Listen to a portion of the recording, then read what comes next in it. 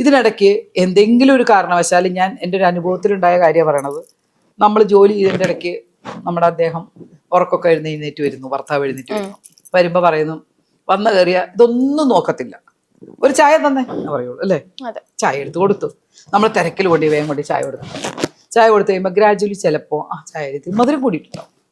പുള്ളി എന്ത് ചെയ്യും, കുടിച്ച് കണ്ടാ എന്തുമാത്രം മധുരം അടി നീ എനിക്ക് ഇട്ട് വന്നിരിക്കണം, ഇങ്ങനെയാണോ ചായ ഉണ്ടാക്കണേ എന്ന് ചോദിച്ച് ഭയങ്കരമായിട്ട് ചൂടായി നിൽക്കുക.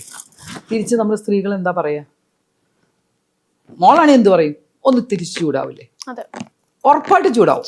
എന്താ ചൂടായത്, എന്താ ചൂടാവാൻ കാരണം? നമ്മൾ പറയണത്, ഞാനേ രാവിലെ എഴുന്നേറ്റതാ, മോനെ വിടാനുണ്ട്, നിങ്ങൾ അച്ഛനും അമ്മയും നോക്കണം, നിങ്ങളുടെ അച്ഛനും അമ്മയും നോക്കണം, തെറ്റ് കട്ട് ചെയ്യൂ. അധികം നിങ്ങളുടെ അല്ല. ഇങ്ങനെയുള്ള വാക്കുകളേ സംസാരിക്കേണ്ട ആവശ്യമില്ല. എന്താ പറയേണ്ടത്? ഇത്രയും പറഞ്ഞാൽ മതി അദ്ദേഹത്തിനോട്. ഞാൻ തിരക്കായിരുന്നു, ഇച്ചിരി മധുരം കൂടി പോയി, ഞാൻ ഇപ്പൊ പുതിയത് ഇട്ടുകൊണ്ട് വരാം, ഇത് ഞാൻ കുടിച്ചോളാം. ഞാൻ പറയട്ടെ, ഒരു ചെറിയ കാര്യമാണ്, ഞാൻ എക്സാമ്പിൾ പറഞ്ഞതേ ഉള്ളൂ.